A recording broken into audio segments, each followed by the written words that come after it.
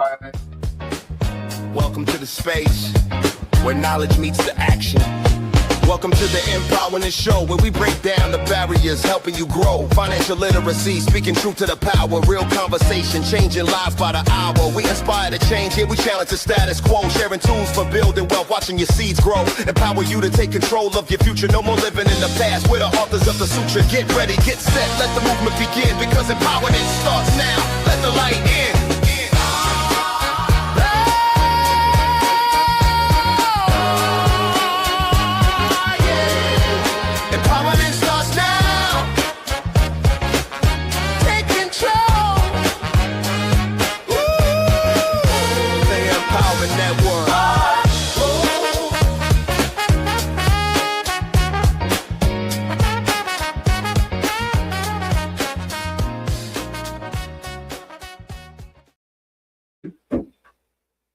And if you want to join us on the PA Empowerment Network, it's on YouTube.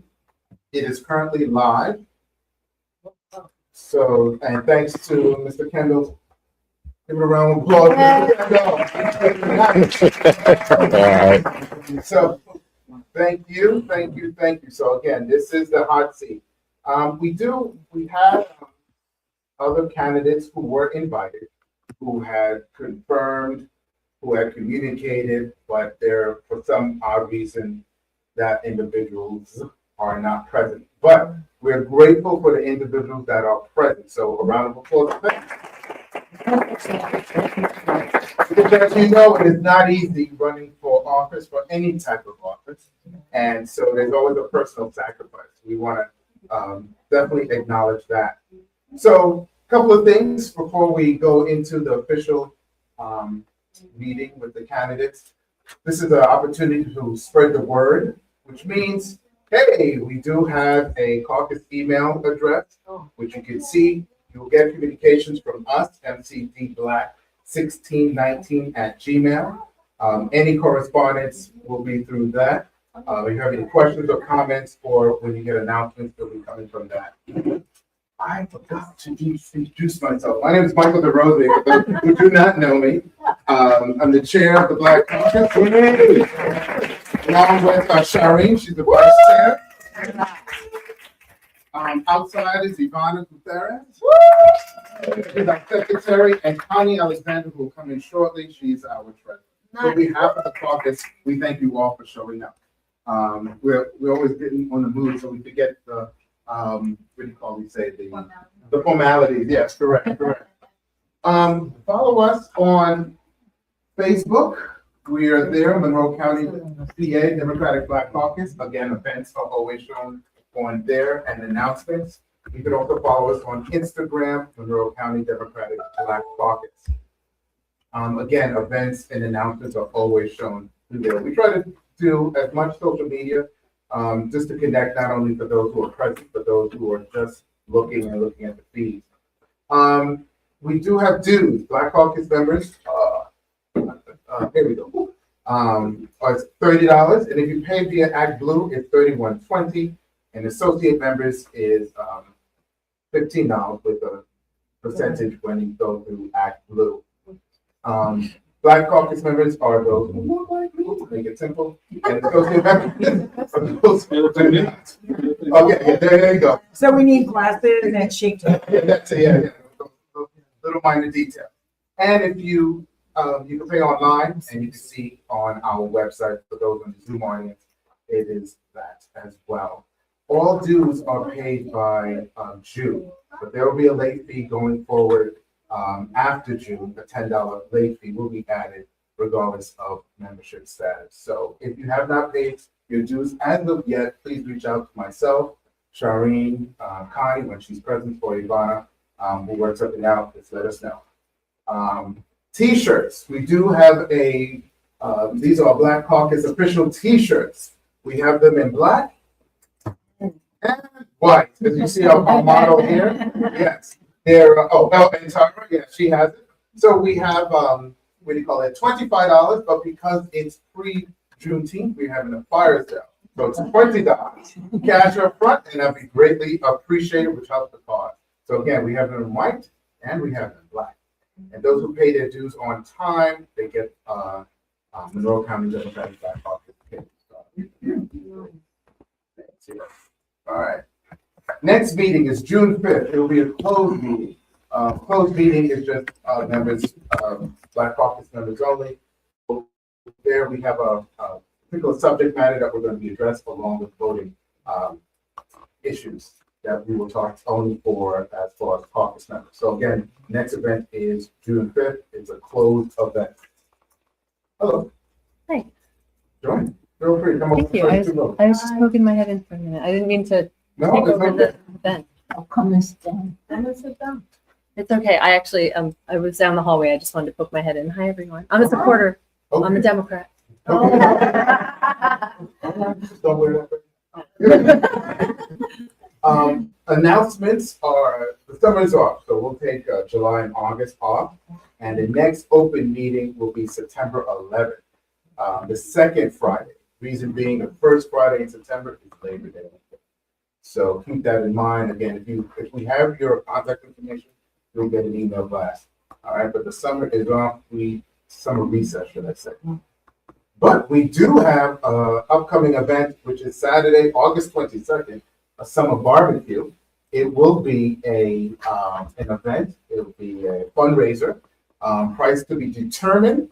For those who have the Black Official Caucus t-shirts, there will be a discount. Hence, we do have those t-shirts on sale right now, available, and it will be held at, our host will be the Stevensons. If you don't know, Claudette and her husband, Jerron, they're going to host our first annual summer barbecue party on August 22nd. We also have a Halloween party coming up, another fundraiser on October 31st, on the official Halloween day. So to be announced as far as details and so forth. So keep that in mind, put that in your calendar. There will be other events in between, but these are the ones that are. These are the times we use announcements, and you had something you would like to say? Yes, ma'am. I reacted to your not using quarter. Oh, I don't get it. Oh. Yeah, I'm Stevenson. I'm Stevenson. Well, the new last name. Whatever, Williams. No, it don't. Is it better? Oh. Yeah, I got it. So go ahead. Any announcements? Going to the end?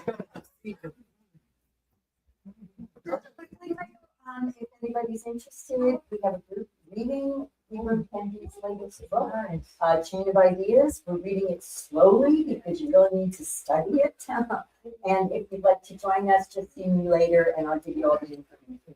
Where anyway. All right. Any other announcements? Oh, yeah. Sorry. There is birthday cake out there for John and Teresa. Okay, so please, indulge yourself. Thank you. Happy birthday.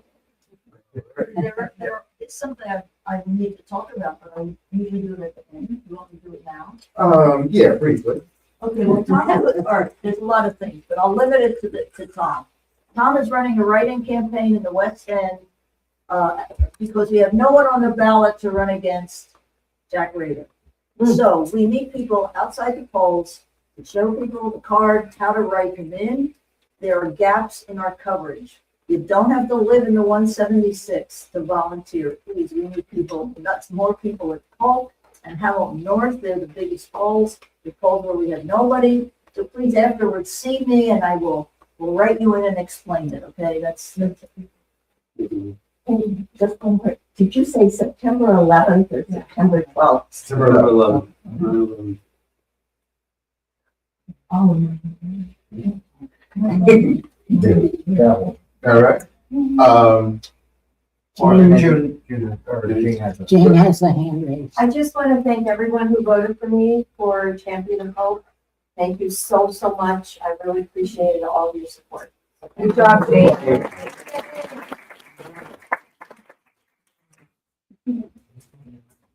Okay, there we go. I'm messing up here, but, just a couple of last minute things. Greater Pocono and CNW is having a bus trip to the African American Museum on July 25th. I'm not sure, anyone, you want to talk about it? Okay, well, the flyer is there, and QR code, and it's again July 25th. All right. Cool. Bada bing, bada boom. Okay. So, Did you hold the prices and stuff? for a price for what? For the trip, the July 25th trip. Did it say, oh, it's $85 for an adult, $65 for children under 18. It is a bus ride. They leave at 7 a.m. and they, ooh, I know that. And returns at 10 p.m. late at night. All right. Go ahead. The League of Women Voters, in conjunction with a youth group, sorry, I don't remember, I can't remember, I meant to bring the flyer, I forgot. They're having a nap, a discussion about nap planning, voter nap planning at the youth library on May 20th from 5 to 7. So, the youth library, May 20th, 5 to 7. Very important, considering what is happening here. They're in there. Yeah, Sharon, Labrador, and the thing part. That's right, Saturday Labrador. And take part.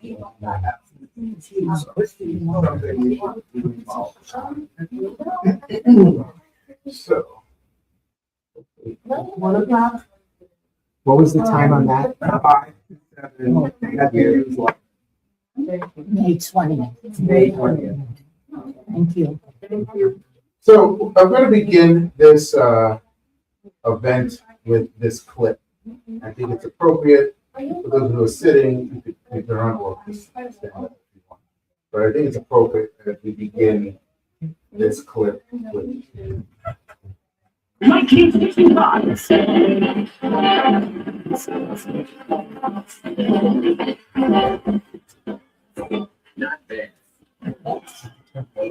I'm fantastic. I mean, I remember when I was just a glimmer in Dr. King's eye, and now I'm fully enacted, sitting here with Dick Cabbage. You too. Do you mind if I brag for a minute? In the 2 years I've existed, I have made voting fairer in this country. I have eliminated literacy tests and placed observers in problem states. I'm not going to name them on television, but y'all know who y'all are. And black voter registration is up 100%. They are making just after day.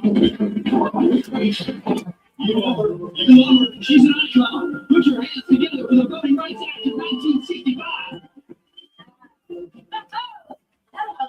Thank you, Stephen. How you doing today? Good? I'm still doing my thing now. Good. Yeah, I guess I'm holding up all right. I noticed that. Just I'm looking at you. You guys going on. Thank you, thank you. What I really got going on is some hard work. You know, since I started the South, has moved from 3 black state legislators to over 250, and Washington now has 40 black congressmen. You all want me to do this? All right. Show them where I want that show.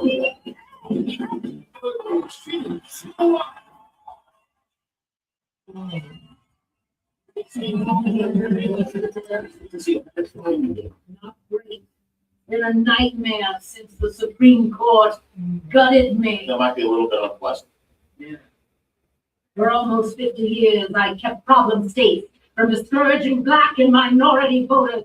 And then the court turned around and ripped out my Section 5. That's right. And so Once the court ruled, a bunch of states drew up new maps diluting minority voting power. They enacted new voter ID laws and killed same-day registration, cut polling place hours, and I was helpless to stop it.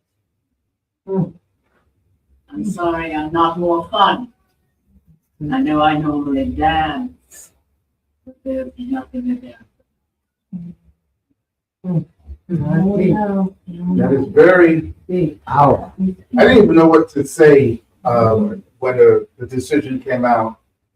Because I was kind of like, well, I was speechless. I was angry, but and then you look at historically, our voices are constantly being silent. Constantly being silent. No matter what we say or do, no matter the sacrifice, no matter what, they still want to silence us. Now, I know candidates, we're going to go into the discussion. It's critical that you're here. It's critical that you're representing us. But I have to say,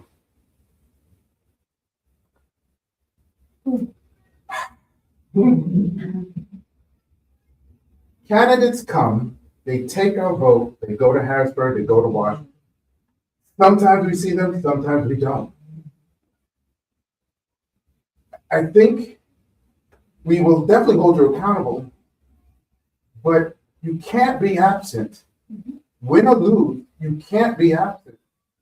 And there's going to be things still coming down the pipe that they want to silence us. We need to hear from you what you plan to do, but also we will be questioning you to see if you are able, that you're worthy of our vote. You can't just come here and take it, take our money, whatever. You can't do that.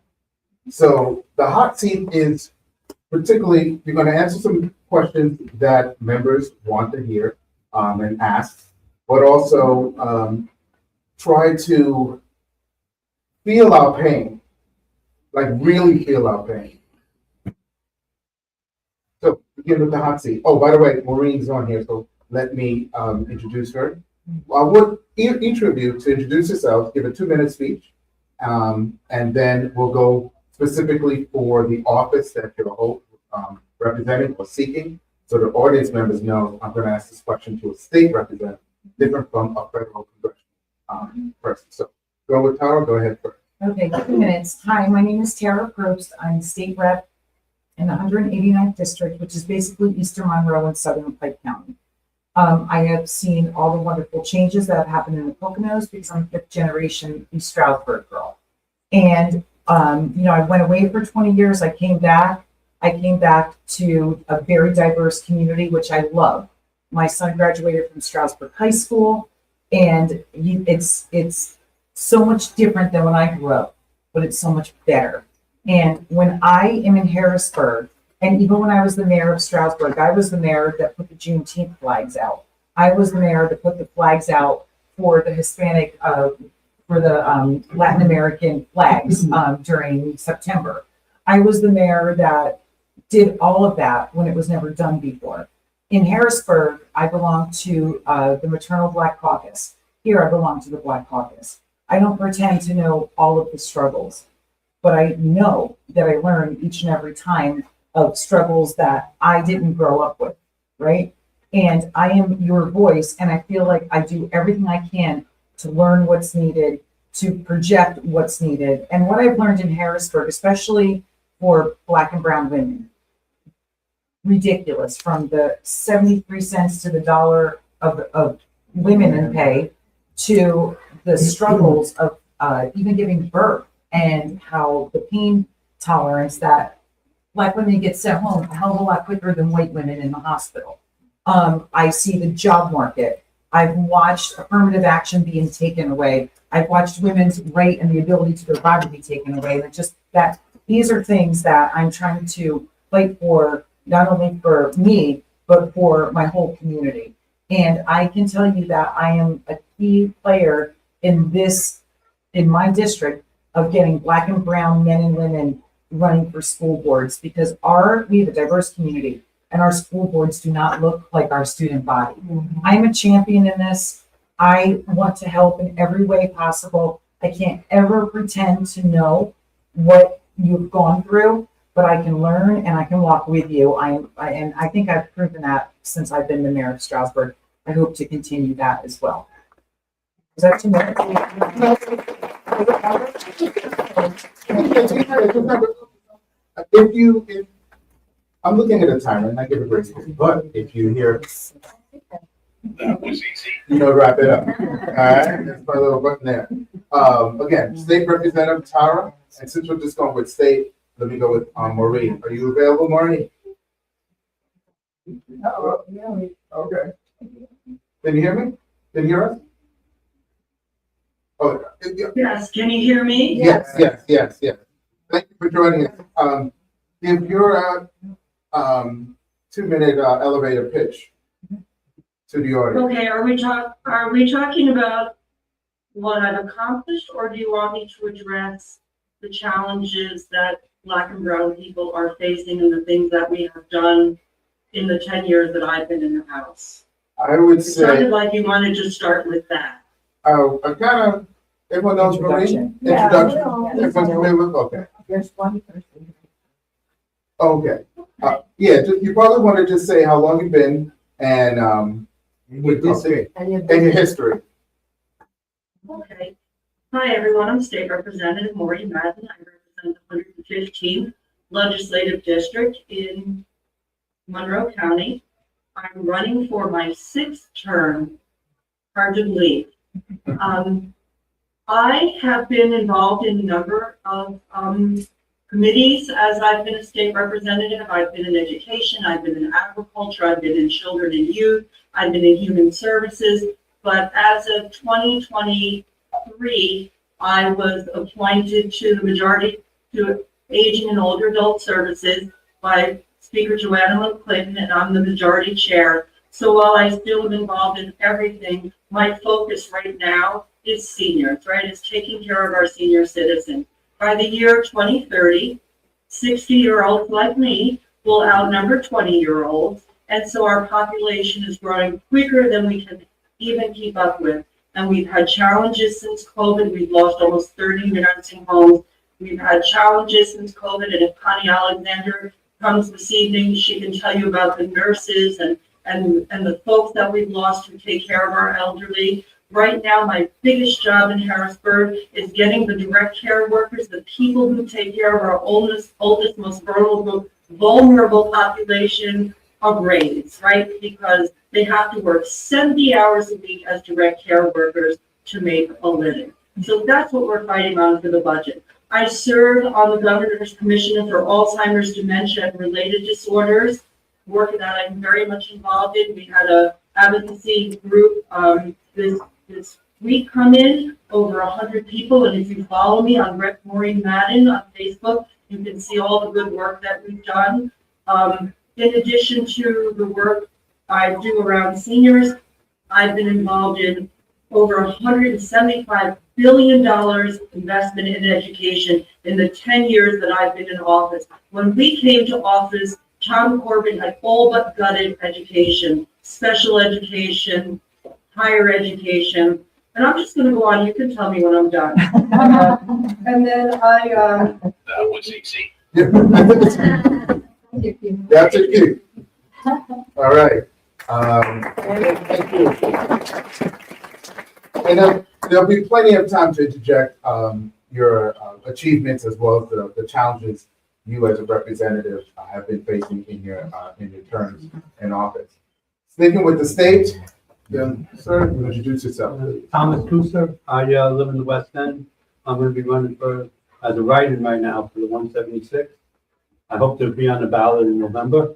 My background is I don't have anything accomplished because I'm only writing. I'm not a politician yet. But my background is I grew up in New York City, so I know all about diversity. I'm a union worker, and we have all different peoples in the union, and everybody gets paid the same. So I want to run on the same ideology as that. Equal work, equal pay, everybody's the same. I want the minimum wage lifted. I know Tara's been working on that, and it's stuck in the Senate. We gotta get that out of there. We gotta flip the Senate too. So forget about the representatives too. Let's work on the Senate too. I grew up Upper East Side and Spanish Harlem, so I'm kind of familiar, like I said, with your struggles in that respect. But obviously, I haven't, had any pain dealing with it. But I'm willing to learn, and I'm willing to work with you. Charmaine knows I do the bus, I've done the bus for 25 years, going to New York City. Like 2:30 in the morning, you gotta be there at 3:30 to get that first bus. I used to come out of Marshall Creek, I used to come out of Delaware Water Gap, the little mini bus with Curtis. Mini bus. So I know what it's like to work for a living. I still get up at 3:30 every morning. So I just hope, I just came from work today for here. So, yeah, so I know what it's like, and I hope I can represent you well.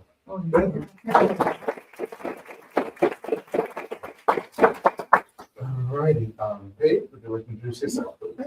I'm Paige Cognetti. I'm the mayor of Scranton. It's my 7th year as mayor, so her and I got to serve together as mayor. That's great.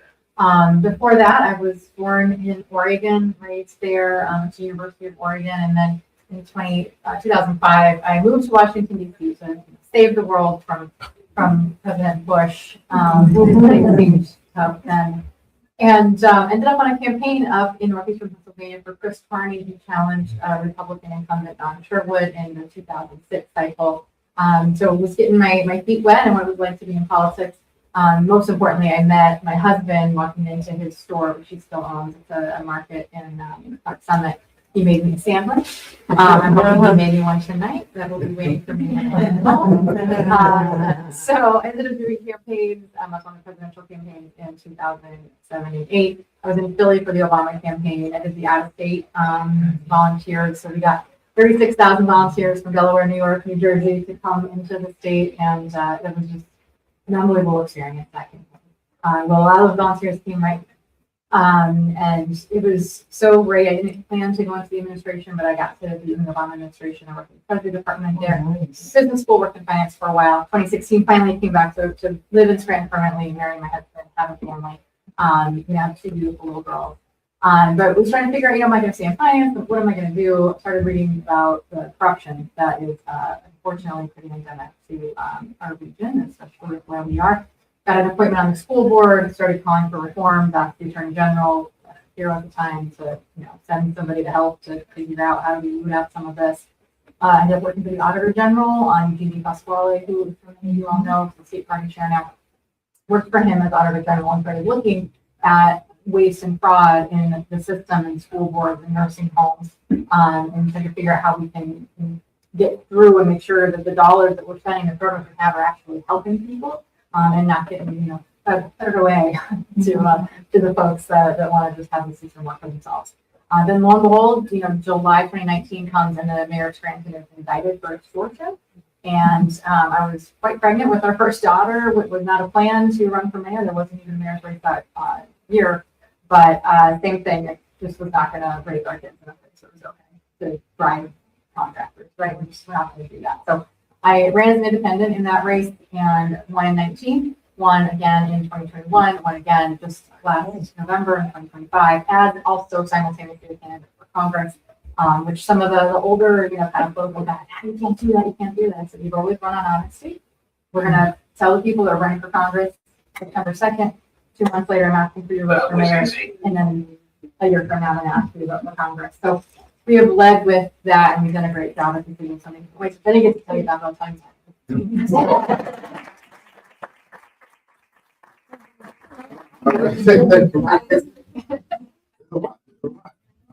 Sparrow, please. Yeah, I feel like it's easier to do that. Carol Obando, Gerstein, and I'm running in the 7th, which covers Eldred, Polk, and Rock 1 in Monroe. Just for most of Monroe is in the pages. Right. So I'm running for 2 reasons.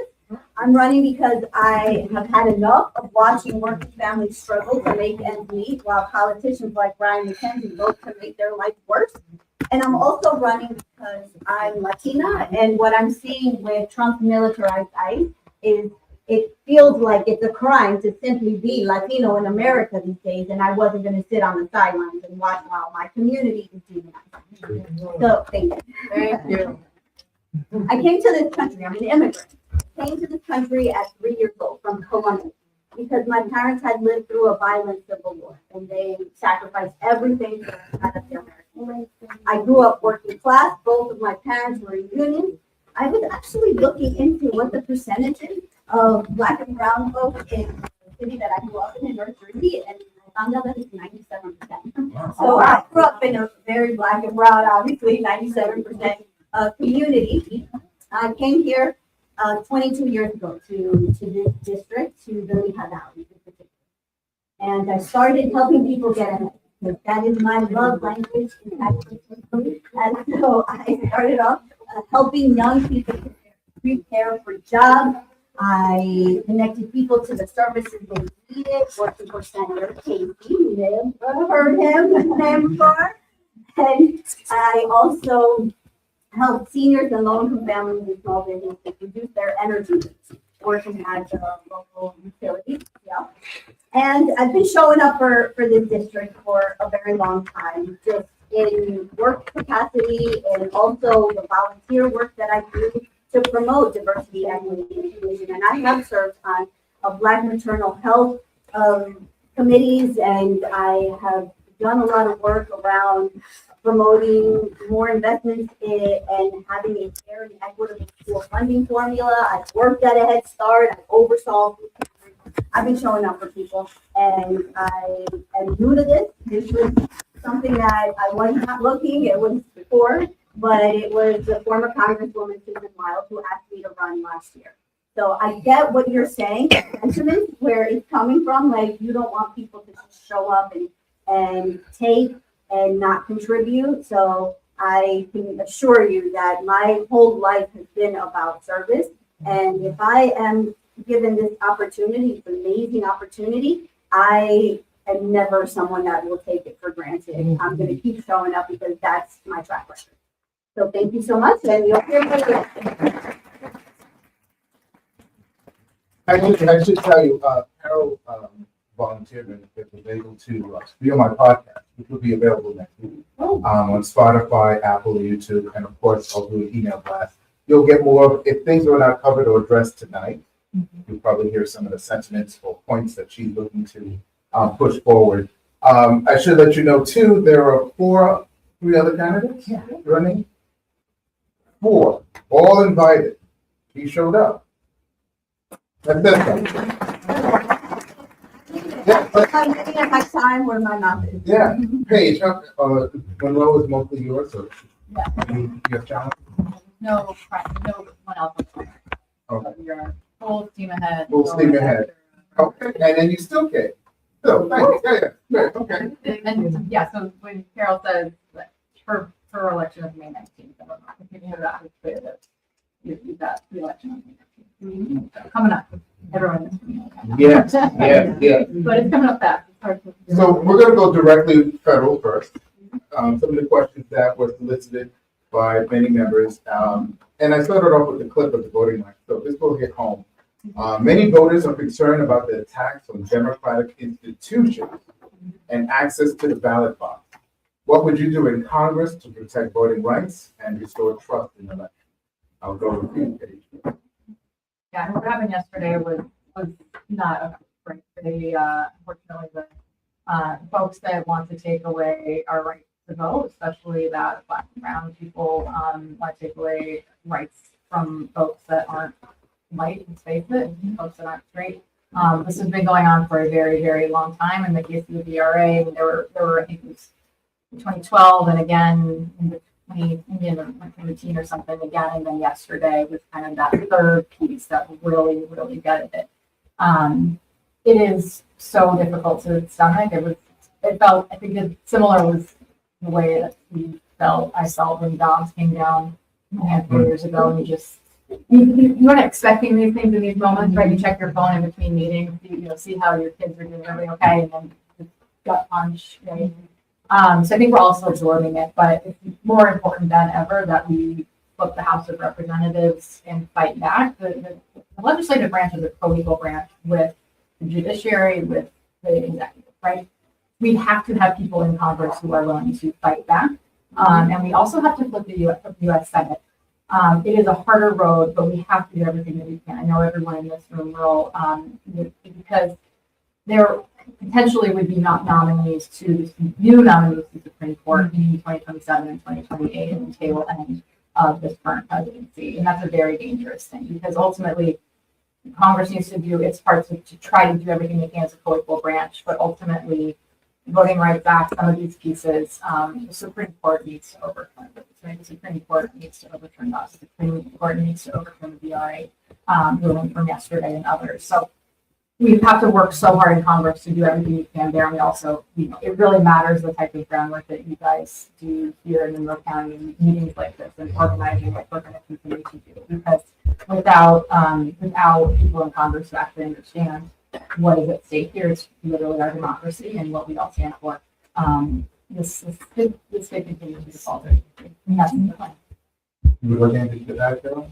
Yes, that is the plan. That was what she said, and that's what I want to continue because there's Project 2025. So this was a plan for a very long time. There is a playbook. And so we saw, right, the video. I thought it depicted it well because we saw it with Shelby versus Holder and the ways in which this administration has really tried to just execute on that playbook. And so I want to go to Congress to work and to become a sponsor of the John Lewis Voting Rights Act. So that is a way that we continue to then undo all the harms that we're seeing right now. And I get it loud and clear because although I'm not Black, I am brown, although my friend says beige.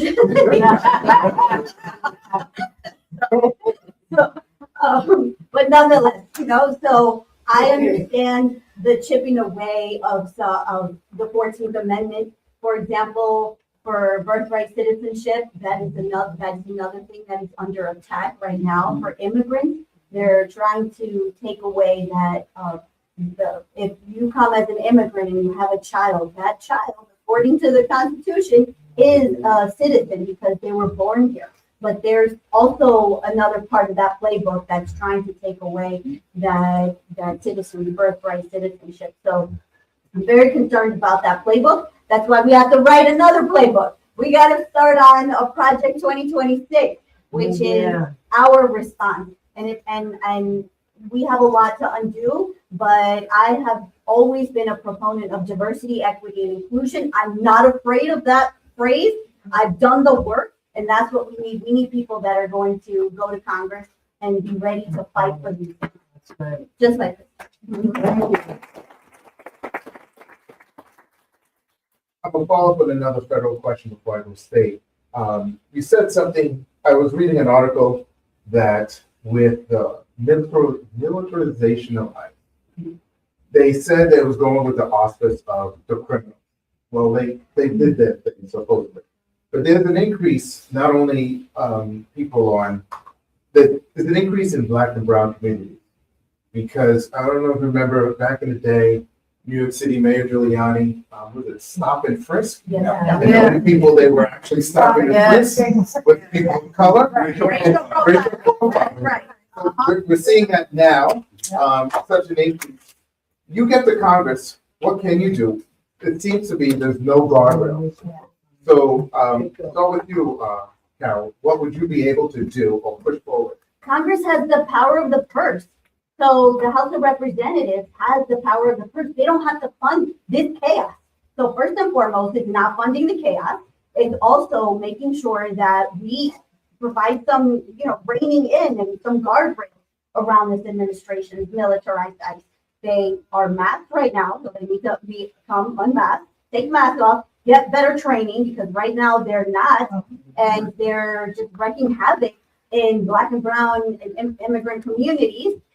They're not trained, they're not held accountable, and the list goes on. So we need to make sure that we go to Congress to provide some boundaries, because this is chaotic. I know that the premise was that there's criminals here and we need to go against, those folks that are committing crimes. But there's statistics now that show that the people that they're rounding up don't have criminal backgrounds. So the overwhelming number of people that have been targeted are just or just because they look the way that some of us look in this room. the Americans have been. Right, so it's Remember, you racial should- profiling and it's illegal. And you shared something about your own community, your friends, your family members for carrying U.S. passports. Yes, I said that on the podcast, right. I have friends that are carrying their passports. That's not right. That's not, it feels like it's harkening back to a different era of history. Exactly. Show us your papers. Exactly. So I'm really concerned about the chipping away at our civil rights, essentially. That's the bottom line. Yeah, I'll key in on the accountability piece. So, getting to Congress, flipping Congress, and having the gavel in the hands of folks who can ask the right questions. That information, that is coming from these agencies, but we don't have the clarity we need, right, on how many folks that have been taken away from their communities have a criminal record, a violent criminal record, right? We don't have a window because there's a Congress that's just sitting there and advocating their responsibility. So we need to be able to have that gavel, call those hearings, hold those agencies accountable, make them show us what it is they are doing, who it is that they are taking away from our communities. We don't want violent criminals in our community, right? I am a mayor, I have a police department. We very much spend all day and all night trying to make sure that violent criminals are held accountable. And we have an extraordinary clearance rate in the Scranton Police Department. I was so bad. Please don't commit a crime, but if you do, you don't want to live in Scranton because police department. So we know what a violent criminal can do. What we don't seem to be seeing across the United States is what the president promised on the campaign trail to get rid of violent criminals. We're not seeing that. Congress needs to flip, we need to those gavel so we can understand, ask those questions. And then once those questions are answered, once there is the power of the purse and the ability to right size those budgets again and get spending for people that need healthcare and special needs kids who need Medicaid and a variety of things. We can go on and on. We've got to hold folks accountable. Those agency heads are not having to appear nearly at all in front of the United States Congress, and that's wrong. But instead they're coordinating January 6th. Right. And how many of you are horrified at these concentration camps? Yes. Yes. So, did someone have a question to what the two subject matters for voting rights and immigration? Go ahead again, then. Sorry. And if you could identify yourself. My name is Noel Bassman. So yesterday, over 40 Democrat congressmen women just sided with Republicans to fund DHS. Me as a Latino, how can I confide in you guys and kind of extinguish my fear of you guys siding with Republicans later on for something else that maybe you won't help?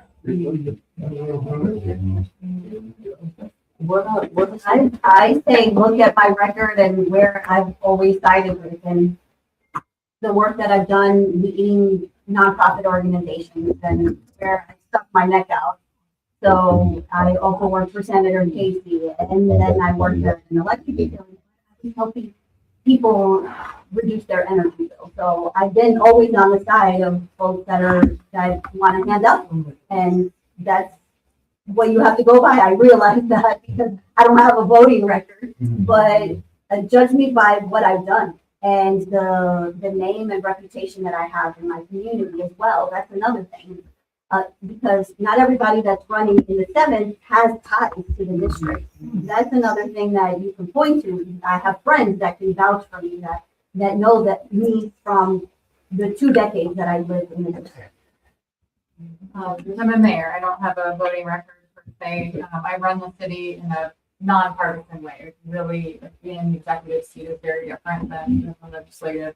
I think I've built a strong record of doing the right thing. Right, our motto in our administration is do the next right thing, even when it's hard. And so I will take everything as it comes and determine what the best thing is for our district. I will not vote party line every single time. I'm wrong, sorry, I can't make that promise to you.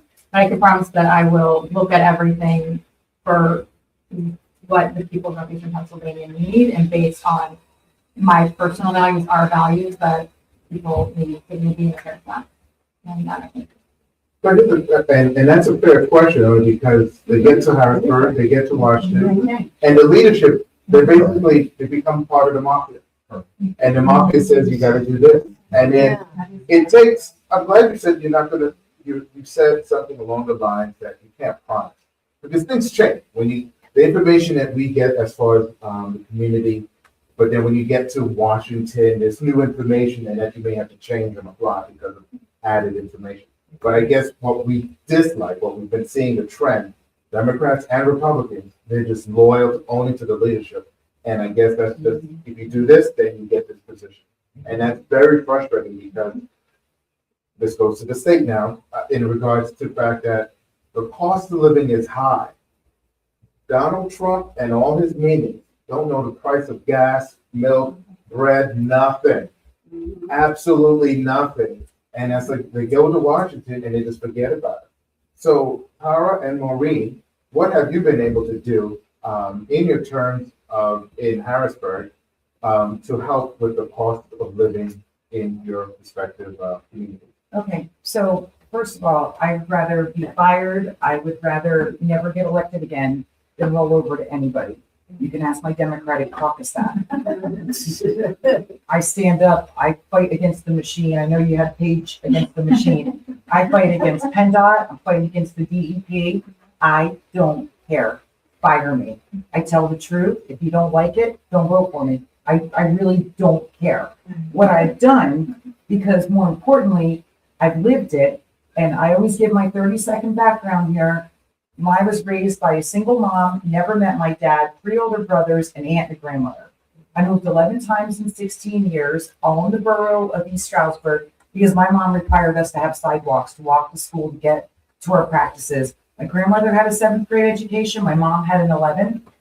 My brothers and I were the first generation to graduate high school, college. I have a law degree. My brother Tony is a sitting judge. I had more opportunities than any kid has today. I have right to my body. Growing up, I had a right to affordable education.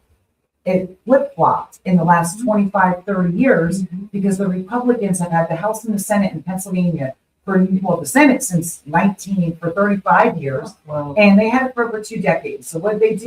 They made higher education more affordable, and they made public education, they're not funding it. So it hurts everyone that does not have. I was a kid that did not have. So my opportunities to better myself, pull your bootstraps up, right? Love that saying. Yes. It was a lot easier for me to pull my bootstraps up than it was for Black and brown people. And those are the things that you learn through education, through higher education, through meeting different people and different cultures and learning wow, we all didn't have, even though I was poor, maybe you weren't, I had more opportunities than you because of the color of my skin. You don't learn that unless you're educated and you care about people. So in Pennsylvania, I voted for a higher minimum wage. We passed all the Crown Act. That was a ridiculous. I can't even believe it took so long to pass. We passed all Black maternal health, but it helps everyone, but especially the Black women who are having babies, from blood pressure monitoring to longer hospital stays to more hospital accessibility, from the red line district, which they cut Black and brown people off to make it impossible for you to get to your hospital, impossible for you to get to good schools and clean air. We have passed everything. I mean, honestly, we have passed everything. And when I tell you everything dies in the Senate, the Republican, not one Black person in the Pennsylvania Senate, not one. And guess what? They want to keep it that way. I will stand up to them. Fire me if you don't like what I say. I really don't care. I made more money in the 90s and 2000s than this job pays, but I will die fighting.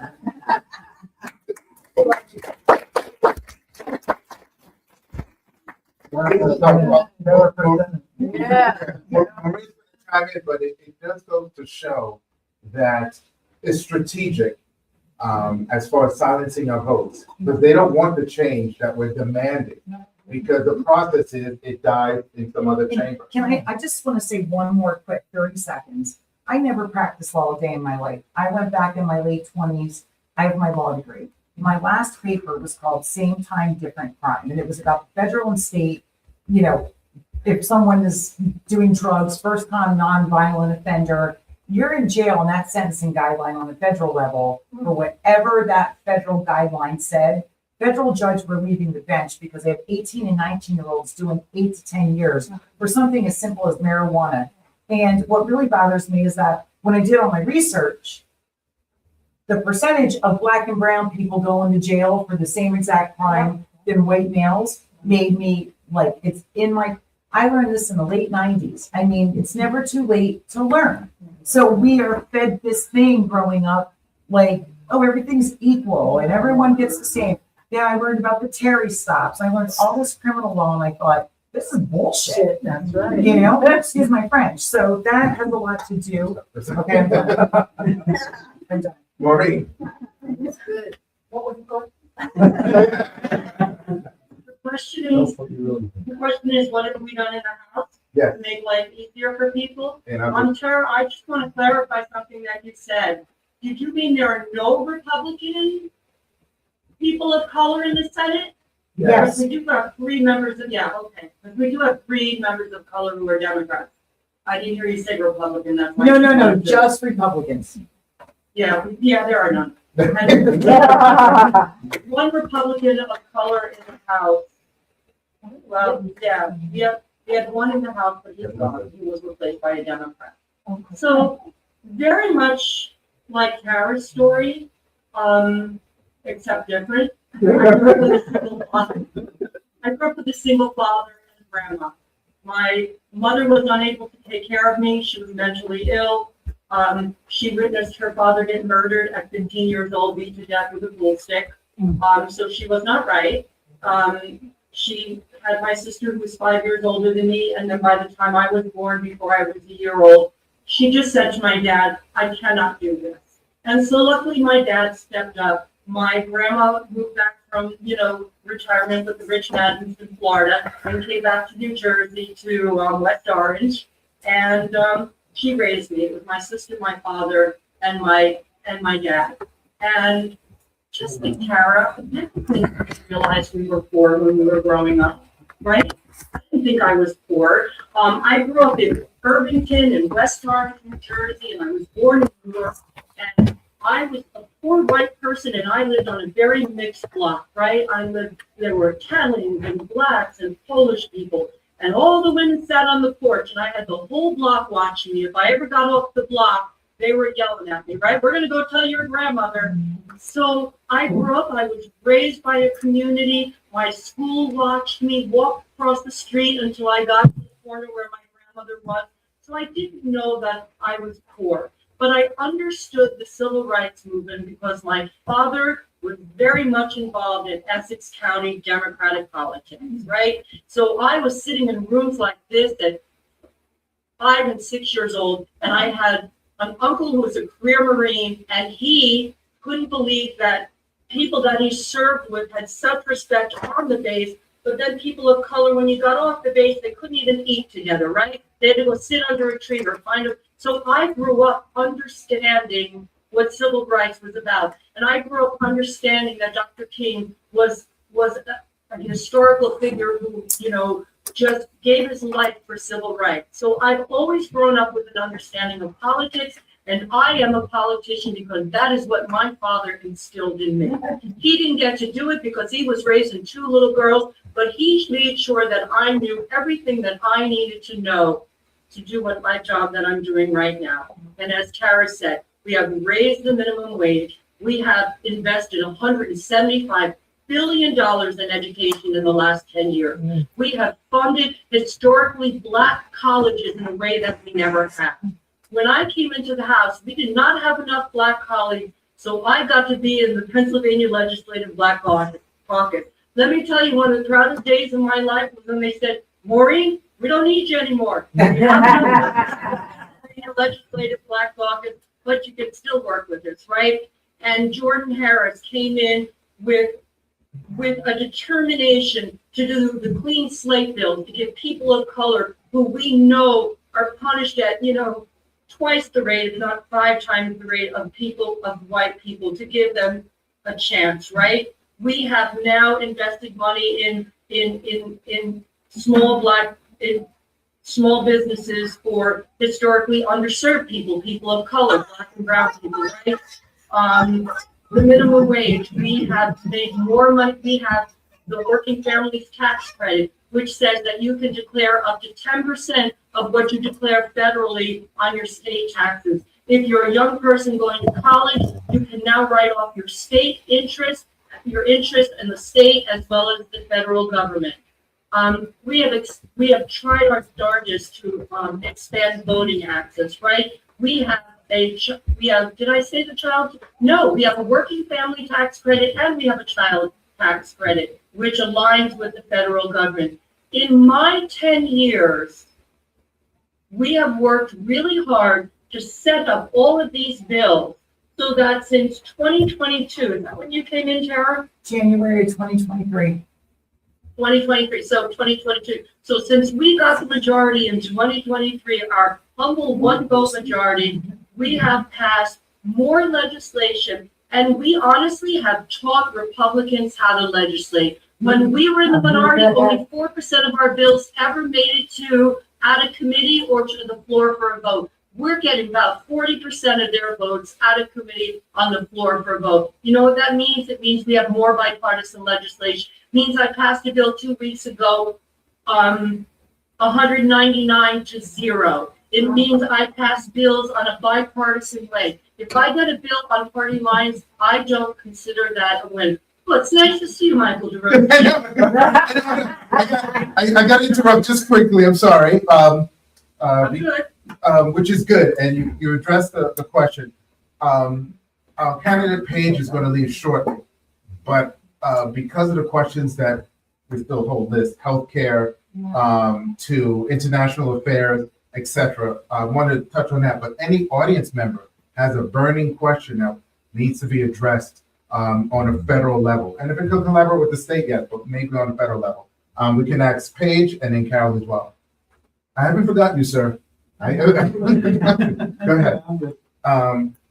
ahead, Don. Okay. At a time when the national debt continues to rise, how can Congress prioritize spending while investing in working families and local communities? It's tough. It's really tough, right? I know we cannot pass massive tax cuts for the ultra wealthy on the back of 25,000 of our neighbors here in Wilmington, Pennsylvania, and wanting Americans to rely on Medicaid to help make sure that they have access to health care. So there is so much work to do in the new Congress in January of 2027. There's the accountability piece, and we need to look at the books and understand what have they slashed, what haven't they completely gutted, and how can we, we cannot hold dear to everything. Doesn't mean we don't need reforms, Medicaid doesn't mean we don't need programs to have these different things that are more modern, but what they've been doing is just slashing and changing up things.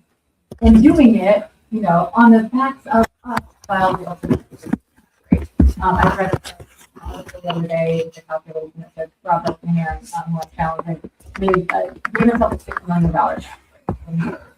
That's just his own figure. It's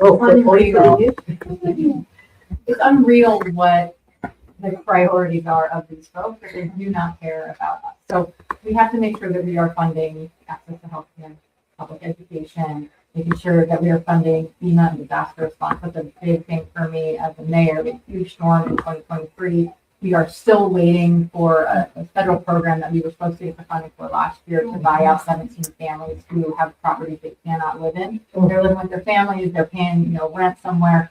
It was supposed to be done. The current administration cut that program last March, calling it political and wasteful. It's just atrocious. We cannot, at the local level, deal with these disasters. We can't do it. We were able in that storm to fund our recovery efforts locally, but I cannot do that again. So, people themselves individually need to make sure that they have a floor underneath them. We need to make sure that townships and counties and cities have a floor underneath them when it comes to things like FEMA that we just can't possibly do on the back of other taxpayers. So it's just, we need more mayors in Congress. I'm very partial to mayors, as my good friend knows. we have folks who understand what it looks like to do the book and do the county and balance what we need in a city, what we need in a county with the fact that it's taxpayer dollars, right? That is a sacred thing. It takes a lot of work. I know we can do it. We have done it before. I have to balance the budget every single year. Congress shouldn't be taking a paycheck when they're not balancing the budget, right? No budget's okay. I think it should be obvious along with the ban on international taxation. But, I think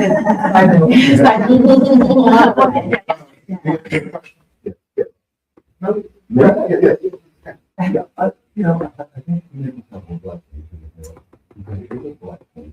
But the Democratic Party has not won the white vote continue yet. It has not won the white vote continue. And number two, which is clear, what's happening right now? Do you think we can take away vacation in Germany? Supreme Court shuts down the end of June. There'll be a lot of stuff happening here, and I'm surprised that the Democratic Party is surprised who Robert was. Robert has been on a mission to destroy the Voting Rights Act since even Ronald Reagan as a young man. Yeah. And there are books out there where he talks about it. So where's the surprise? You know, we're reactionary, the Democratic Party is reactionary. They should have known this. They should have known from George Bush, when Bush v. Gore. The Powell plan, right? You're talking about the Powell plan, the Powell memo? You know, it's like, You just can't. we need to have conversations about what's going on instead of reacting to things. What do you need to do? Because everything we're talking about now is reactionary. It has been out there. Now they're just executing it in a much more competent way. And we're reacting to it. That if we don't start having conversations and thinking, you know, take a break, like we did, now we didn't know about this. What's going to be the president Harris? What happens? We were at this, I think, barbershop. The Friday before the election. I thought I was coming there to hear a get out the vote strategy. Didn't quite hear that. We have got to start thinking things through and executing in strategic success. What did you hear then? What did I hear? Yeah. Hold on, before you go. No.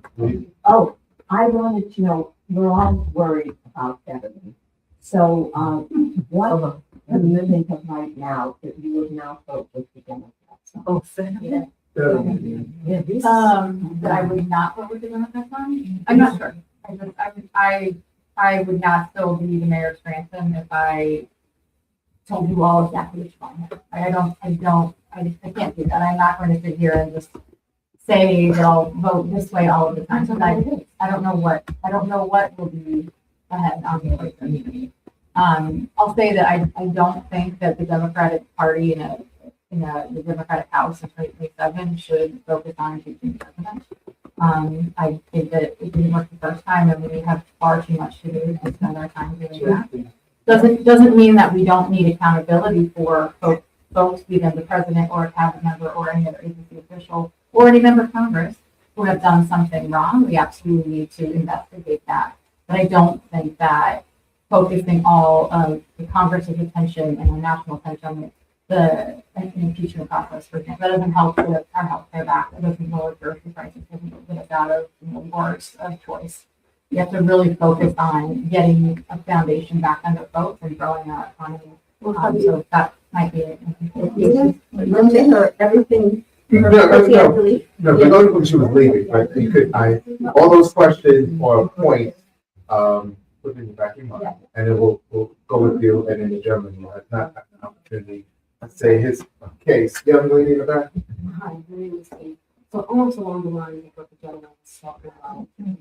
I believe that we need. If you just pick up for the Zoom audience. Not just a little bit of, or one bill, but a lot of legislation, new legislation coming through on the rights for people, because we're just a few rulings away from only octogenarian or centurion white men having rights. Mm-hmm. And the thing is that Project 2025 is based off the action and reactions of the Democrats, the establishment.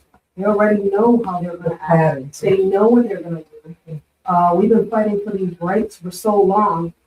We still need the same kind of rights, but we need to switch up how we get there, how it's written. And not just one, it has to be like a vote alarm. It has to come at them. Like they have so much that they're throwing at us while we're being distracted. And you're right, impeachment isn't helpful. That's right. But people can take up like civil suits. They should load him up with civil suits like people and everyone else and distract him instead of him distracting us.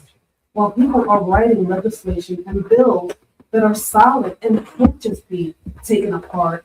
Because right now, the minority majority, that's very like, that's harmful. Why are we in the 2000s going like saying white is a majority, black, brown, and everyone else is a minority? We shouldn't be looking at things that way. The only way we should be looking at it is Democrat, Republican, center, things like that. But we shouldn't be still labeling everyone. We should be coming. We should have, and the laws that should be passed. And what we need is the Democrats to step it up. Yes, there's so many Democrats working, but there's so much working against them that it's not enough if we're using our very own same playbook while they're making new ones based off of ours. It's just not working. What can we do and what new legislation can be written so that it's solid, so that we all are behind, so that we're not picking each other apart, saying no, black, brown, Chinese, anything, so that we're all as one, fighting for the same thing. What can we do? What would you do? I'll give you a final word if you would like to say before you have to try and get it. Yeah. The key piece is that the Supreme Court has been so, I mean, you talk about the Roberts Court, and the Roberts was sworn in the first week, I think, that I lived in Washington, D.C. 21 years ago, and the arc of it is so telling, right? They have been, the Supreme Court has gotten so far conservative, and it has made it so hard for folks to fight back, right? This has been a plan for a very long time, and that's why the Supreme Court suits are so important. It's also why I think we need reform in the Supreme Court. We need reform. Sorry, let me bring into that as well. So the Supreme Court, they're no longer doing their job. They're creating laws. They're creating their own thing. That's not the job of the Supreme Court. How can we sue the Supreme Court? How can we do that? Because they're not doing their job. They changed the description of their job. And no one, we weren't behind it. That wasn't part of anything we voted on. We vote on certain things and we expect the Supreme Court to follow the same rule we all have to follow. And it wasn't to create policy or create law. I think age limits are something that we actually need to discuss. We have it in Pennsylvania, right? 75, you turn out as a judge. Yeah. That works here. It seems to work okay. I think that we need to explore that, and then we would have less of an issue with this, having a Supreme Court that over the course of a decade can get to the point where we're at. Right? So I want to, any other questions for Paige? Because You can give them less money, and you can change the cases that they have to. Congress, both houses or just one house? Well, I'm not sure about that, but they control the money. But say the Supreme Court, we're not giving you any money. Thank you. I don't mean to jump in, but there's probably a million bills that's due. But I have to, but I want to be clear, there's a million bills that would suit all of us, but they're not seeing the light of day. And that's what Maureen tried to explain before. We have a one-person majority. You don't just write a bill and then it goes out to the House floor for everybody to vote. Your leadership team picks and chooses what everyone's going to That's say. what Speaker Johnson is doing. And so that's why it's so important to split the House. Right. So then we have opportunity to. And then it's got to go through that same thing over to a Senate that's going to kill it, just like they're doing in Pennsylvania. So it's not just writing a bill. Everything that you're talking about, I guarantee you, there's legislation written for it. It's not seeing the light of day. I'm going to pause here for a second. Just to, we lobby behind it, like when we bring that forward.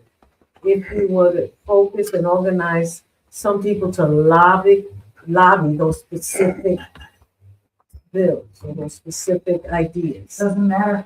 Leadership is They're honed in. You think Mike Johnson is gonna say, maybe we should change this Voting Rights Act? You know what I mean? He's not gonna do it. If he does whatever Trump does. So on this note, I'm just gonna pause because I can't. But I wanted to, if any burning questions that we have, can you email to this address? And I'll definitely get to your office, so it can be addressed at the next hot seat meeting, as well as, guests on the podcast, or if you're welcome to come once again, even in between. Remember, we have our barbecue. Yeah, please, and there'll be another opportunity to, interact, but, if you wanna say a final word, otherwise we'll thank you again.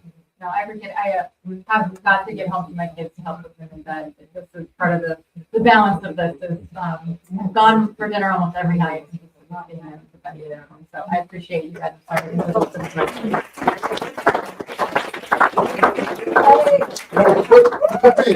These guests are still here.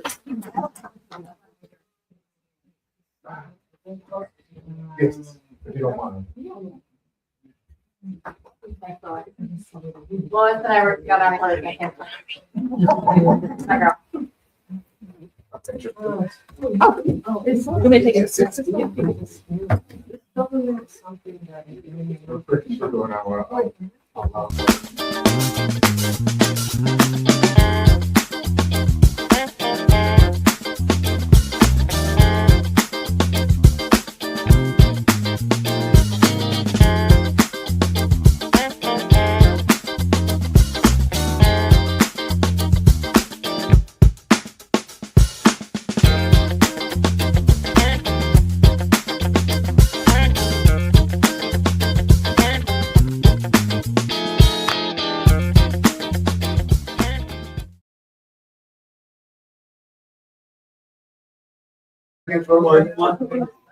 So I gotta give his excuse.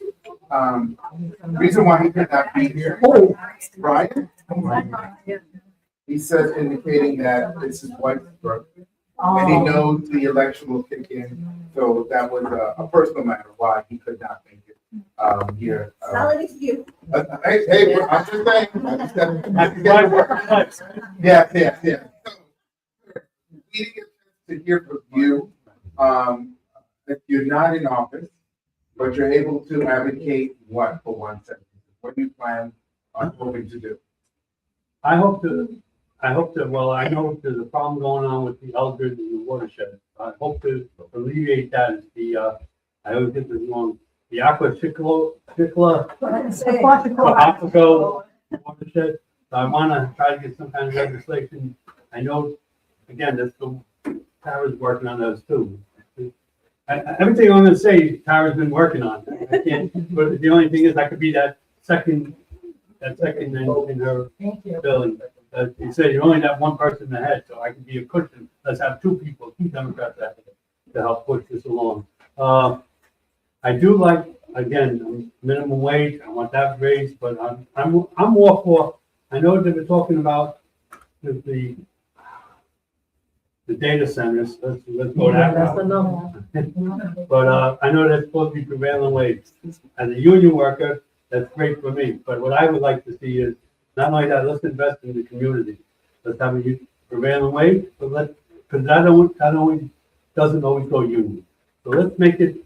It's going to be prevailing wage, but you got to have an accredited apprenticeship. So let's invest in the community so that the kids coming out of the Voc Tech school, they have a chance to work for 2-3 years in the trade. And they're not reunions, but they'll be getting good money. So that's what I want to do. I want to see them have an accredited apprenticeship. So, also, I like to see, I know they were talking about warehouses. I got questions before I go into it, because I'm not too familiar with, I know they want to do the penalties and the fees on the warehouses if they don't comply with certain things, same with the data centers. What happens, where does that money go? Because this might just not be out there.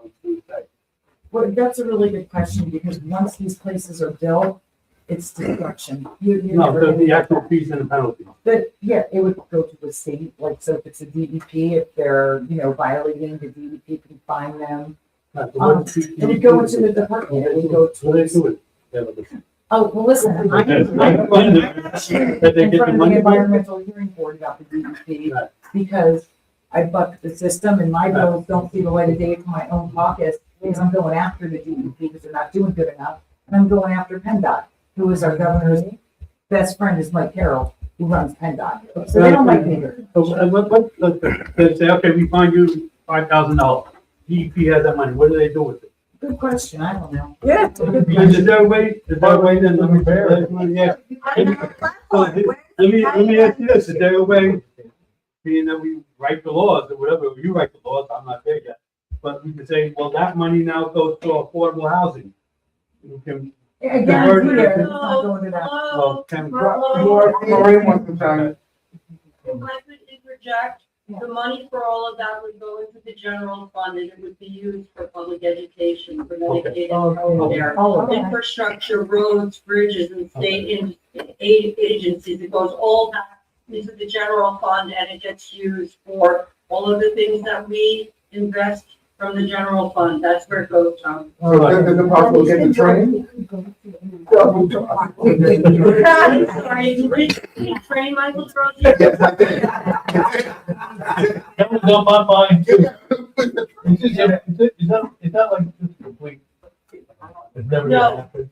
No, and let me tell you why it's not, because Matt Cartwright now serves on the Northeast Regional Railroad Authority. And Bresnahan and Trump have already agreed that the train needs to come. And this is a shovel-ready project. We're already through phase 1 and we're working on phase 2. The train is happening. It is one of the few things that Trump has not destroyed, and it's one of the few things that Bresnahan understands that if he doesn't work toward getting this train, well, he's not going to get reelected anyway. That's right. But he's not getting reelected anyway. But yes, the train is still happening, it's still going, and everything is still, yes. I-80 expansion. Oh. Talk about that. I-80 expansion. Well, one of the reasons why I'm in front of the DEP and one of the reasons why my, watershed mitigation and all of the environmental things, one of the reasons why I come to Nepal today or yesterday, because PennDOT says there's nothing to see here and there's federal protected birds of migration. So they don't care, you guys. PennDOT doesn't care about you. They don't care what they pave over. They don't care. Not the workers. I love my workers. It's the administration. They don't care. They will screw you all over and they don't care. It's federal highway money with the PennDOT together, yes. So when you spend $935 billion for 3.5 miles, it's waste, it's fraud, and that is abuse, and they don't care. So I need a whole segment. I'm fighting it. I'll never stop. I will fight anyone that tries to tell me this project is worth it. We need to scale it back. We need to take that extra money, fix 191, fix 611, fix 447, fix all the roads in the Poconos for $935 million, not 3.5 miles. But they're expanding with the 715, That has nothing to do with 80. Completely different. That's the expansion. They keep it going straight. Is that what you're talking about? Correct. They, Yeah, I've had it too. Okay. Yeah. Circling back, Carol, I know you had some points. We couldn't, because Paige was taking the lead, but any points that were discussed from the members that you wanted to hit on? Yeah, I wanted to start with the budget. The budget, in many people call it like a moral document. It's where you prioritize your dollars. And so what I saw was a horrific prioritization of billionaires. Just, like the same what Paige was talking about with the Republican budget over the summer. It was trillions of tax cuts to billionaires. In the 7th, they cut Medicaid to over 16,000 people. They cut food assistance through SNAP benefits to over 6,000 of our neighbors.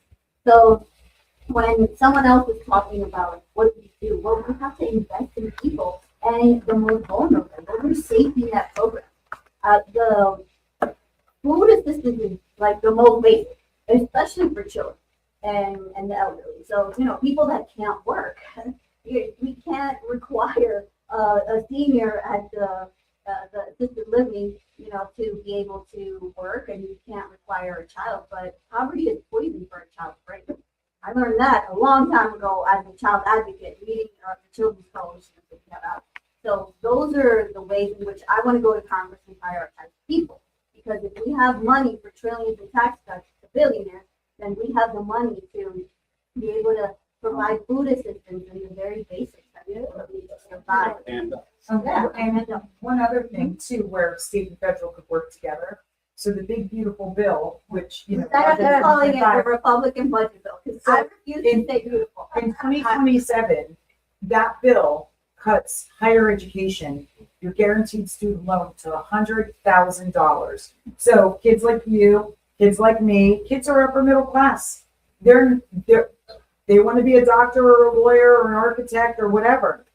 They're not going to be able to afford it. No. And so what it's doing is it's separating the wealth even more, and only the wealthy get educated.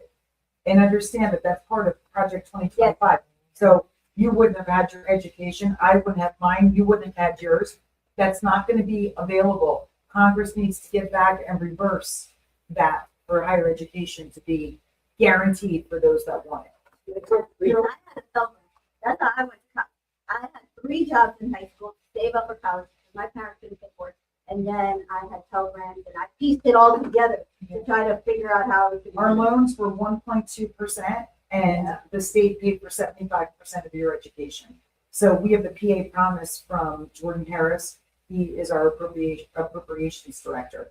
It's basically the PA promise that we passed out of committee to say we need to make Pennsylvania schools affordable for our Pennsylvania kids. So, a question that came about, but 3 other candidates vying for the nomination. When you're knocking on doors, are people talking to you about, obviously, cost of living and so forth? Are you finding even those who are Republicans saying, you know what, I thought he was going to do this, and I wish I could either change my registration or I would like to vote for you. Are you hearing any of that rhetoric? Yeah, I do hear that people feel remorse, that they feel let down, that they thought it was going to be different. They thought the prices were going to automatically come down. It did not materialize. They were so against these forever wars, and now look at us. Look at us. We're now in Iran. 2 days ago, the media reported that we've already spent $25 billion there. 25. When we're talking about SNAP benefits to children, that makes me really angry because I know poverty is poison for a child's brain.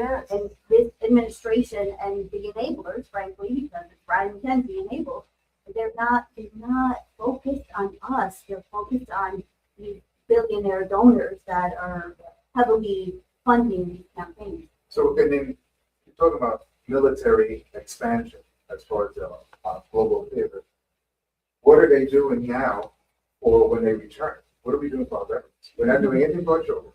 We're not doing it for people who live in here. And we're not, it seems like when they come back, we're not doing it. Do you know that Carbon County, our neighboring county, has one of the highest suicide rates among veterans? That county. Tragic. Yeah. What's the lead cause of it? A lot of it is just lack of opportunity and then lack of screening and flagging and assistance, but Carbon County is very high. What's the Very state? high. Is the state doing anything to address that issue? Well, Or can they? Well, yes, we can, and my Veterans Bill 1257 actually helps veterans who have disabilities. It takes away the being in combat that your wife would get or your partner would get your benefits after they would die, and it takes the whole you must be in combat or wartime. So you have disabled veterans right now that are 100% disabled and don't get anything. And then you've got veterans that were in wars that are 90% disabled that don't get anything. My bill says 50% or more If you're 50% disabled from the military, you will get 50% property tax relief. That's what my bill says. Give them something. That's what I've done, and it passed the House. And guess where it's gonna die? It's gonna die in the Republican Senate that loves our vets. Let's do everything for our vets who will die. Thank you very much, Sarah. Thank you very much. Well, let's Oh, you're welcome, Sergeant Major.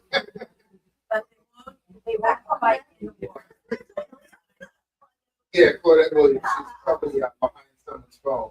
Well, I have one question and one statement to make about that. On Monday, I sat at the table with the secretary of the VA and Brad Mahan in Wilkes-Barre last week, this past Monday. And there's a lot of things that are coming down the pipeline. We have over 40,000 veterans in Northeast Pennsylvania. And there's a lot of things that are coming down the pipeline that is going to take away benefits from veterans.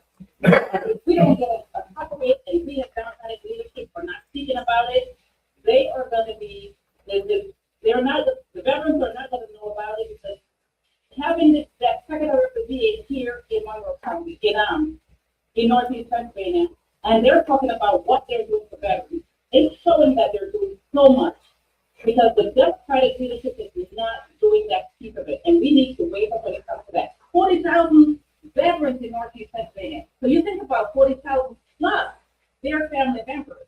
Those are folks that we're not even addressing. Yeah.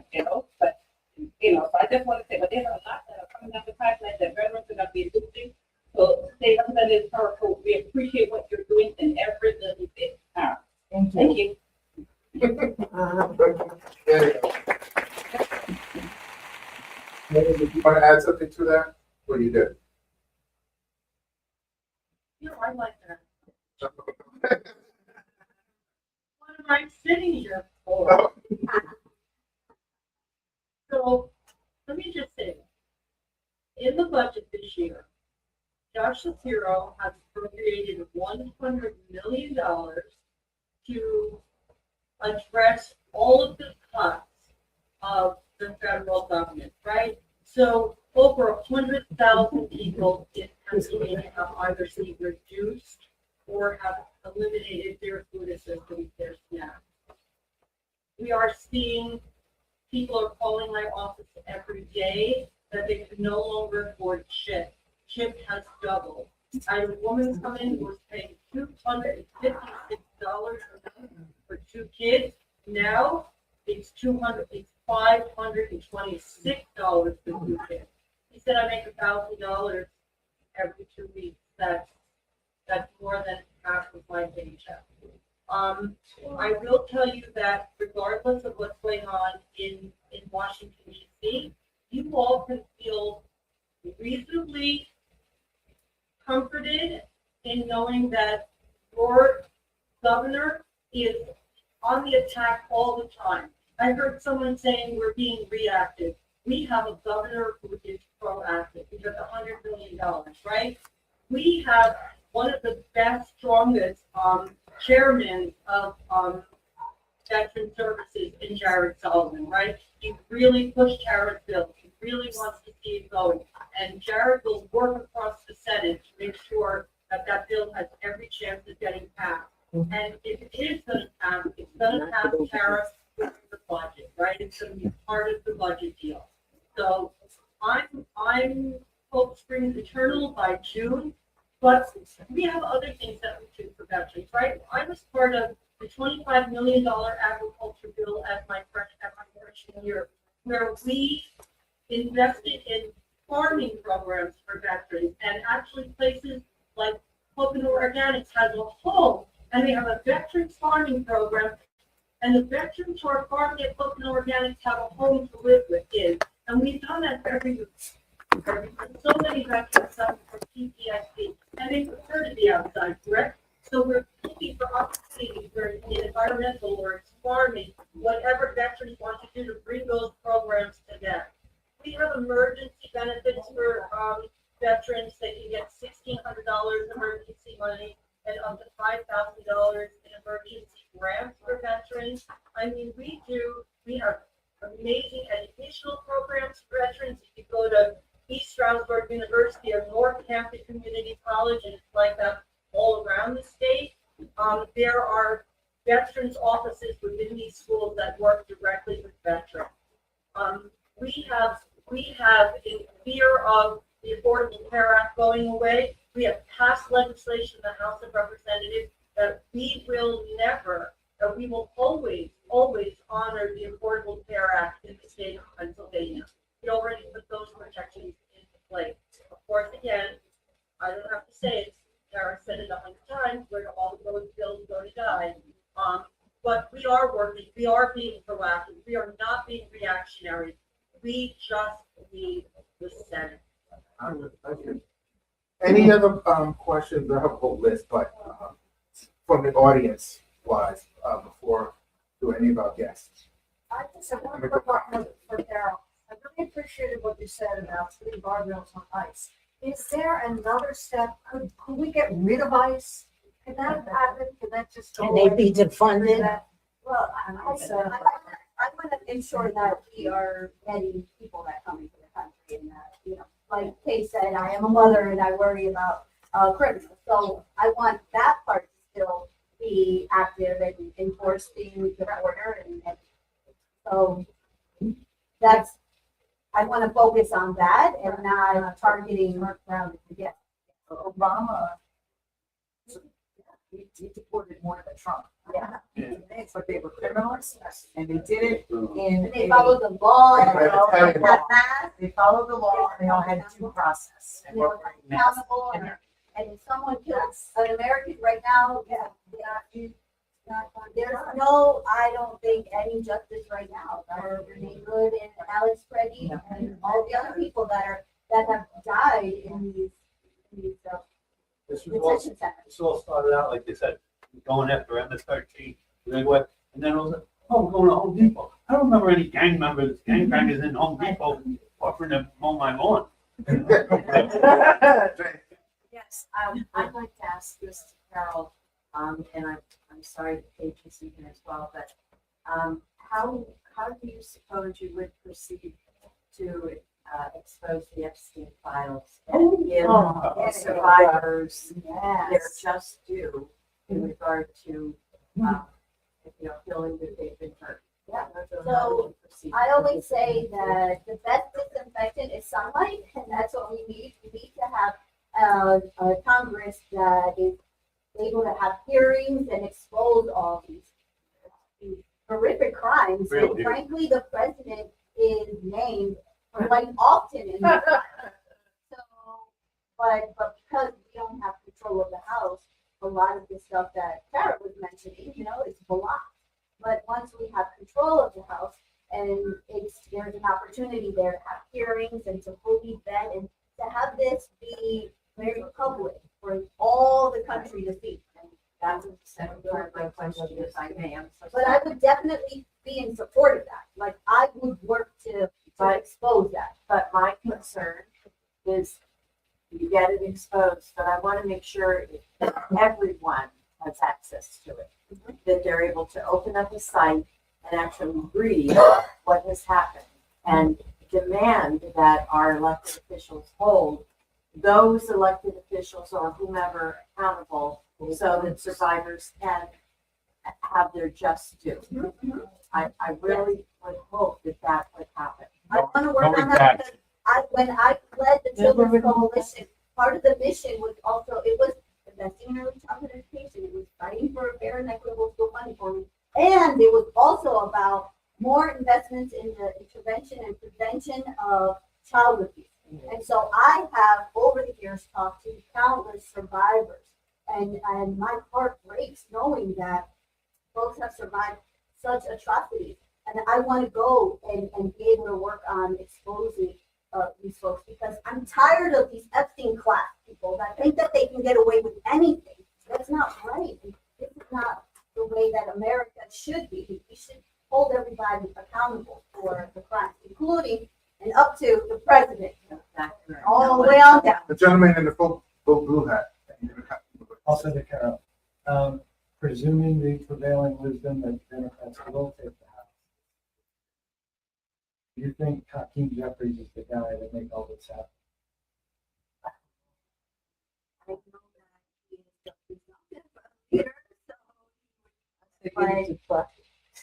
So that,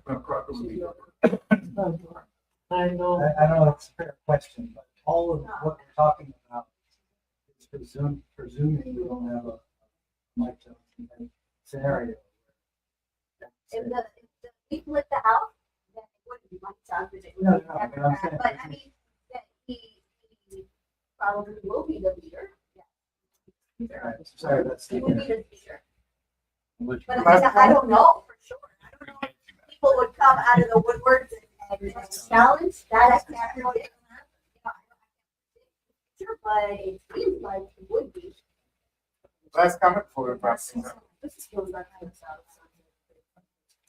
On my favorite topic, because I want to work on guardrails, because right now we don't have. These are temporary for the companies that are making them until they get their AI built up to the level that they need. What is their plan to disrupt neighborhoods, communities, sewage, water, everything? And then in a few years, what's the outcome of that? What are they gonna do after they're not using it to power their AI? So, What are the plans? All right, so as long as people are using artificial intelligence, AI, it will need data centers. But the issue is that right now we are playing catch up. So on the local, state, and federal level, we are trying to play catch up to figure out how we're going to manage this future.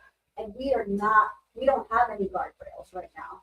And so I am encouraged by what's happening at the state level, because I just know 2151 is to create a model zoning ordinance to give local municipalities some way to manage these connections. I need to cut in. If municipalities do not have an ordinance, the data centers come in by right.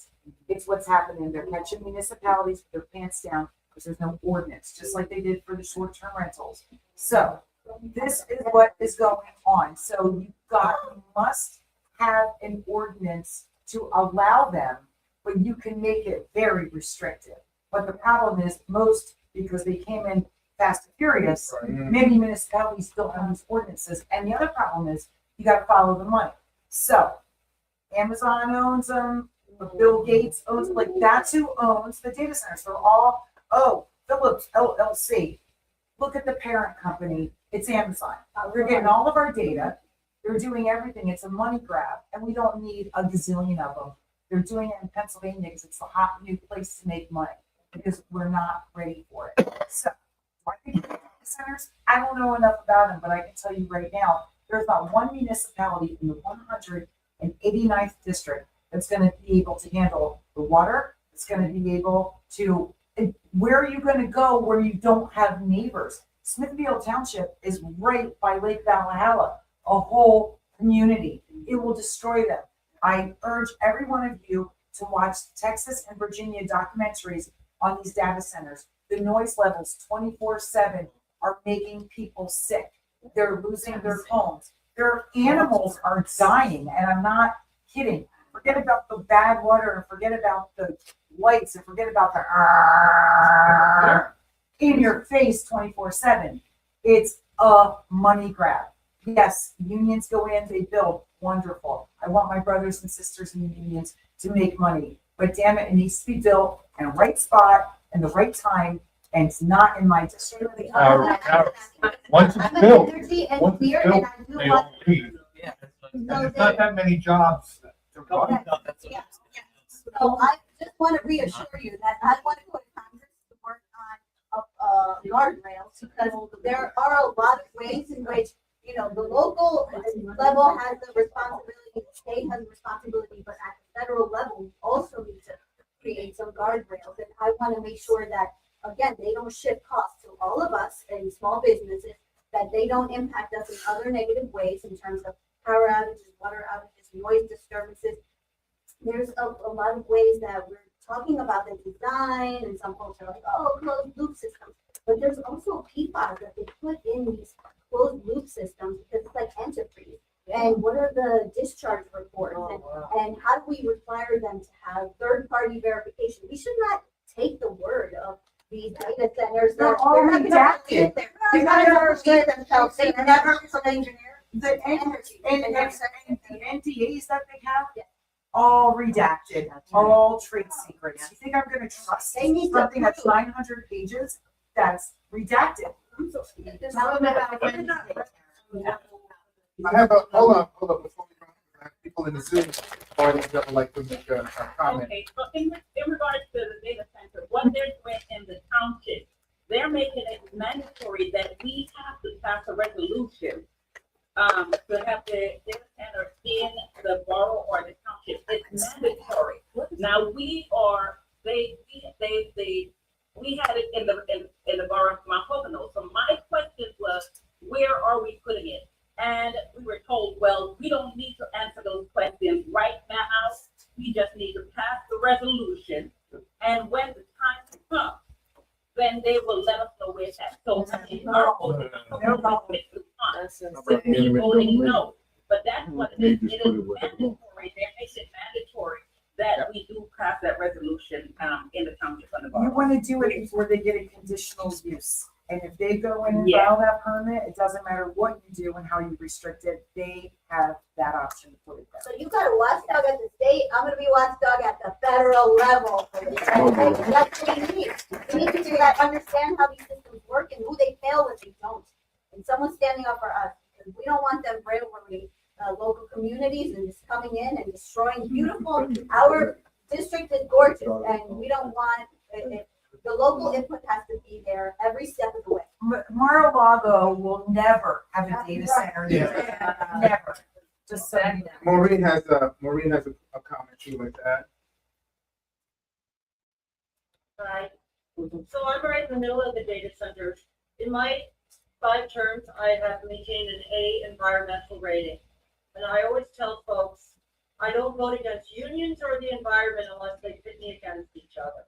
Well, 2 weeks ago, I got a letter from the president of the Scranton Building Trades to stay and telling me to stay in my own lane when it comes to data centers. What? Wow. That I should not be concerning myself with what's going on in Kyle Donahue's district in Covington, right? So our unions and brothers and sisters don't give a shit about our environment. All they want is the work. And once the work is gone, there's gonna be 15 to 20 people if that working in that data center. And as it stands right now, we have 4 bills. We have a package of bills that we have passed in the House that data centers have to report how much electricity and how much water they're using to the DEP. That data centers have to build their own electrical grid so they're not using our electric and not driving up the cost of electricity for people. That they have to show how they're using the water. And all this BS they're telling you about the closed loop system and how they're quiet and how they're beautiful and make them look like anything you want on the outside is all BS. Closed loop system only works on a small data center. It doesn't work from these ginormous data centers they're trying to build. So, and here's the thing, and here's what I stood up and said in my Democratic caucus last week. Only 2% of Pennsylvania's waterways are exceptional value. And 90% of that 2% is in the Pocono. There is no data center that belongs anywhere in the Pocono. Because if you build it in Covington, water runs down.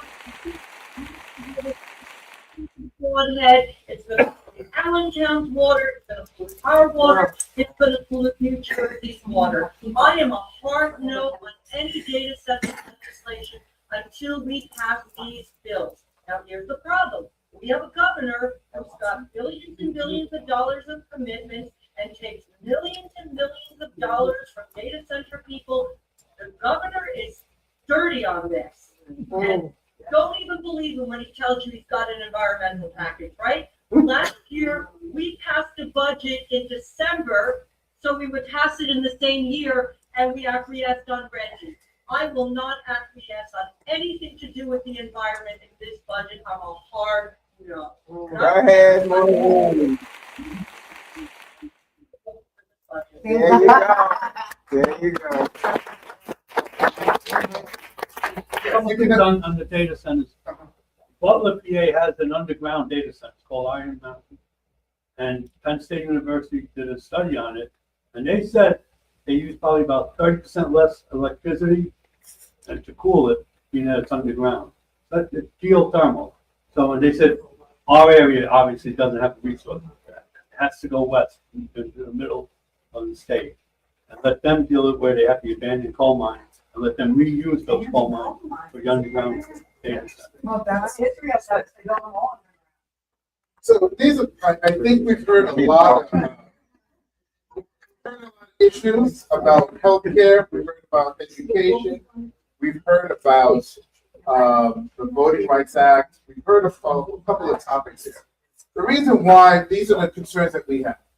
You guys are great candidates. I can't tell you that Tara and Maureen, we're so grateful that having both still consistently we're on message and on our side.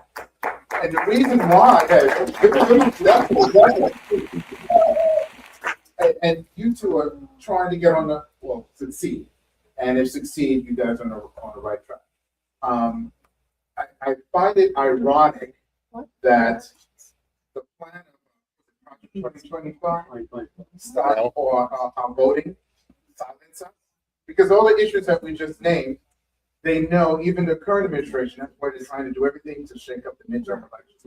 So we don't have that right.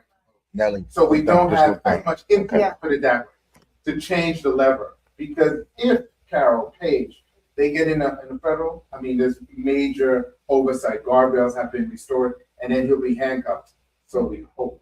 Yeah. So we hope. May I 19th? would vote to impeach him. So I disagree with Paige. I would. Well, time-wise, I'm gonna wrap things up here.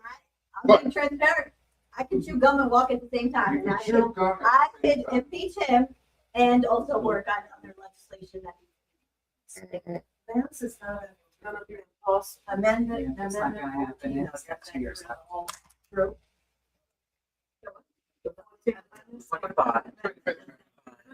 You said the 20. Who's, before we, first time person who's here? First time.